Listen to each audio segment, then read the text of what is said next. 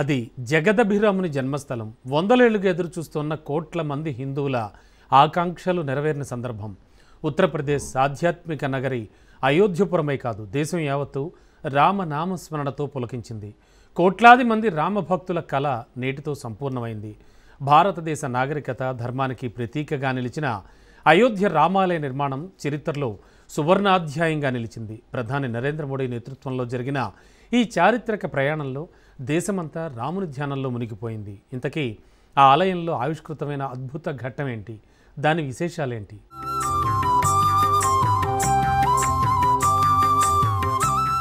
అంగరంగ వైభవంగా అయోధ్య ధ్వజారోహణ.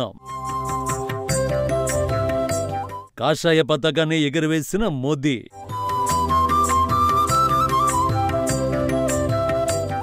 ఉత్తరప్రదేశ్లోని ప్రసిద్ధ పుణ్యక్షేత్రం అయోధ్యలో అద్భుత ఘట్టం ఆవిష్కృతమైంది. బాలరాముడు కొలువైన ఈ ఆలయంలో అంగరంగ వైభవంగా ధ్వజారోహణ కార్యక్రమం జరిగింది. గర్భగుడిపై కాషాయ వర్ణంలోని ధర్మధ్వజాన్ని ప్రధానమంత్రి నరేంద్ర మోడీ ఎగురవేశారు. వేద పండితుల మంత్రోచ్చారణల మధ్య రాములోరి కాషాయ జెండా పైకి ఎగిరి రెపరెపలాడింది. ప్రధాని మోడీ కాషాయ జెండా ఆవిష్కరిస్తున్న సందర్భంగా జై శ్రీరామ్ నినాదాలతో అయోధ్య దద్దరిల్లింది. యూపీ ఆధ్యాత్మిక నగరి అయోధ్యపురమే కాదు, దేశం యావత్తు రామనామ స్మరణతో పులకించింది. భవ్య మందిరంలో దివ్య తేజస్సుతో ఆలయ నిర్మాణం సంపూర్ణమైన శుభఘడియలు వీక్షించిన భక్తజనులు భక్తి పారవస్యంలో తేలియాడారు. చారిత్రక ఘట్టం ఆవిష్కృతమవుతున్న ఆ సందర్భానికి సాక్షులుగా నిలిచినందుకు ప్రతి పౌరుడు గర్వంగా భావించాడు. నీలమేఘశ్యాముడి మందిరంలో ధ్వజారోహణ వేడుక అంగరంగ వైభవంగా జరిగింది. ప్రధాని మోడీ చేతుల మీదుగా జరిగిన మహోన్నత ఘట్టాన్ని వీక్షించి భక్తజనం తమ అంతరంగంలో ఆత్మారాముడిని కొలుచుకున్నారు.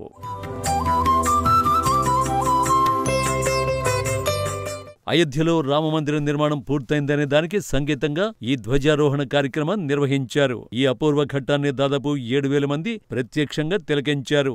ఆలయ శిఖరంపై 42 అడుగుల ఎత్తులో మోదీ ఈ ధ్వజాన్ని ఎగరేశారు.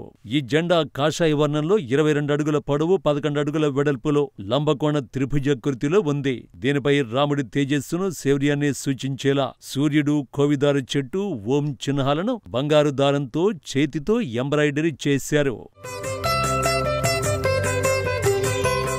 అంతేకాదు ఈ జెండా ఐక్యత, సాంస్కృతిక పరంపర, రామరాజ్య ఆదర్శాలను ప్రతిబింబిస్తుంది. వాల్మీకి రామాయణం ప్రకారం కశ్యప మహాముని మందార, పారిజాత మొక్కలను కలపడంతో ఈ కోవిదారు చెట్టు ఆవిర్భవించినట్లు చెబుతారు. ప్రాచీన కాలం నుంచే మొక్కలు అంటుగట్టే విధానం ఉందనే దాన్ని ఇది సూచిస్తుంది. అంతేకాదు ఈ ధ్వజారోహణ జరిగిన నేటి తేదీకి ఓ ప్రత్యేకత కూడా ఉంది. నేడు వివాహ పంచమి. ఇదే రోజున సీతారాముల కళ్యాణం జరిగింది. ఇక అభిజిత్ లగ్నంలో శ్రీరాముడు జన్మించినట్లు పురాణాలు చెబుతున్నాయి. ఈ విశిష్టమైన రోజున అదే అభిజిత్ లగ్న ముహూర్తంలో ధ్వజారోహణ కార్యక్రమాన్ని నిర్వహించారు. గుజరాత్లోని అహ్మదాబాద్లో గల పారాచ్యూట్ తయారీ సంస్థ ఈ జెండాను తయారు చేసింది. సుదీర్ఘకాలం మన్నేలా పారాచ్యూట్ గ్రేడ్ వస్త్రంతో, పట్టు దారాలతో 25 రోజుల పాటు శ్రమించి దీన్ని తీర్చిదిద్దారు. అంతకుముందు ప్రధాని మోడీ భగవత్ వేద మంత్రోచ్చారణల మధ్య శ్రీరామ దర్బార్ గర్భగృహంలో శ్రీరామలల్లాకు ప్రత్యేక పూజలు చేశారు. అయోధ్యకు చేరుకున్న ప్రధానికి ఘన స్వాగతం లభించింది. సాకేత్ కాలేజీ హెలిప్యాడ్ వద్ద సీఎం యోగి ఆయనకు స్వాగతం పలికారు. అనంతరం ప్రధాని రోడ్ షోలో పాల్గొని ఆలయ ప్రాంగణానికి చేరుకున్నారు. ఈ సందర్భంగా ప్రధాని ఆలయ ప్రాంగణంలోని సప్త మందిరాలను కూడా సందర్శించారు. మహర్షి వశిష్ఠ, విశ్వామిత్ర, అగస్త్య, వాల్మీకి, అహల్య, నిషాదరాజ గుహ, మాతా శబరిలకు అంకితం చేసిన ఈ ఆలయాల్లో ప్రార్థనలు చేశారు. అనంతరం శేషావతార్, మాతా అన్నపూర్ణ మందిరాల్లోనూ పూజలు నిర్వహించారు.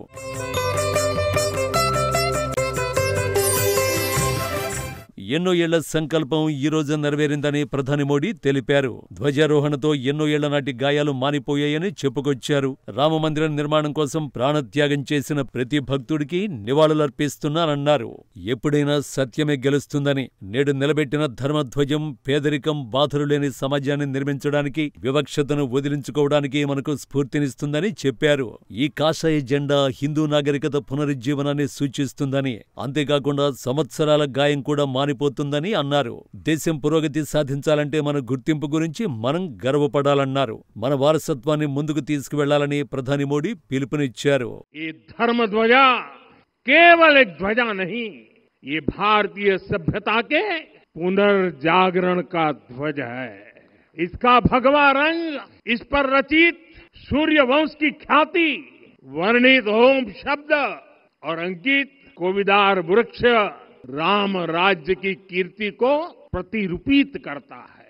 ये धर्म ध्वज आह्वान करेगा सत्यमेव जयते नानृतम, यानी जीत सत्य की ही होती है, असत्य की नहीं।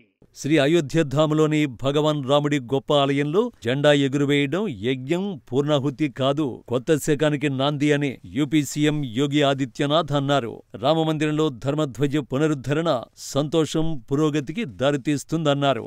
140 కోట్ల మంది భారతీయుల విశ్వాసానికి ఆత్మగౌరవానికి ప్రతీక అని అన్నారు.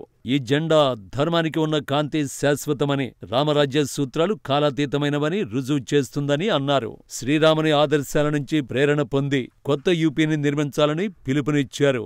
ఈ సందర్భంగా రామభక్తుల తరఫున ప్రధాని మోడీకి ధన్యవాదాలు తెలిపారు. శ్రీరామ్ మందిర్ పర్ పహరాతా యह केसरिया ध्वज धर्म का प्रतीक है, मर्यादा का प्रतीक है।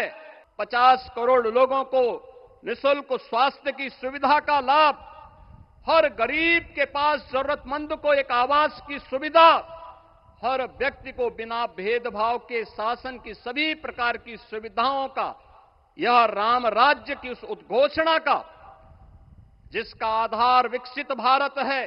కాగా గత ఏడాది జనవరి 22న ఈ ఆలయంలో బాలరాముడి ప్రాణప్రతిష్ఠ చేశారు. మైసూరుకు చెందిన శిల్పి అరుణ్ యోగిరాజ్ చెక్కిన శిల్పం ప్రాణప్రతిష్ఠ తర్వాత మందిరంలో పూజలందుకుంటోంది. కృష్ణశిలపై చెక్కిన రాముడి విగ్రహం ముగ్ధ మనోహరంగా ఉండి అందరినీ ఆకట్టుకుంటోంది. ఈ విగ్రహంలో శ్రీరాముడు పద్మపీఠంపై చిరునవ్వులు చిందిస్తూ చేతిలో బంగారు విల్లు బాణం పట్టుకుని ఉన్న 5 ఏళ్ల బాలుడి రూపంలో దర్శనమిస్తున్నారు. ఆలయాలను కొత్తగా నిర్మించిన సమయంలో విగ్రహ ప్రాణప్రతిష్ఠకు ఎంతో ప్రాధాన్యం ఉంది.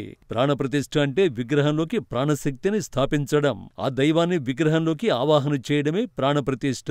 మరోవైపు శ్రీరామ జన్మభూమి తీర్థక్షేత్ర ట్రస్ట్ ఈ జెండాను సంవత్సరానికి 2 సార్లు వసంత, శరదృతువు, నవరాత్రుల సమయంలో మార్చాలని నిర్ణయించింది. ఈ జెండాను ప్రత్యేకమైన పారాచూట్ ఫ్యాబ్రిక్ పట్టుదారాలతో తయారు చేశారని, ఇది ఎండ, వర్షం, బలమైన గాలుల్ని తట్టుకోగలదని ట్రస్ట్ చెప్పింది. అయోధ్యలో జరిగిన ధ్వజారోహణ కార్యక్రమాన్ని దేశమంతా ఒక పండుగలా వీక్షించింది. ఈ మహోన్నతమైన ఘట్టాన్ని తిలకించిన ప్రపంచం గొప్ప అనుభూతికి లోనైంది. దేశం యావత్తు గర్వపడేలా చేపట్టిన ఈ మహోన్నత కార్యక్రమానికి వేదికైన అయోధ్యపురం ప్రపంచ ఐకాన్గా వెలుగొందుతోంది. ఈ ధ్వజారోహణ ఉత్సవం రామరాజ్యం ఆదర్శాలను దేశంలో నెలకొల్పడానికి సంకేతంగా భావించబడుతోంది. ఇది ఒక కొత్త యుగానికి నాంది పలుకుతున్న శుభసూచకంగా నిలుస్తుంది. శ్రీరాముడు జన్మించిన అయోధ్యాపురం శోభితమైంది. ఆ పుణ్యభూమికి నమస్కరిద్దాం, రాముడి బాటలో పయనిద్దాం. రాముడే భారత్ ఆధారం, ఆయనే భారత్ విధానం. విశ్వ ఆత్మ. జై సియారాం.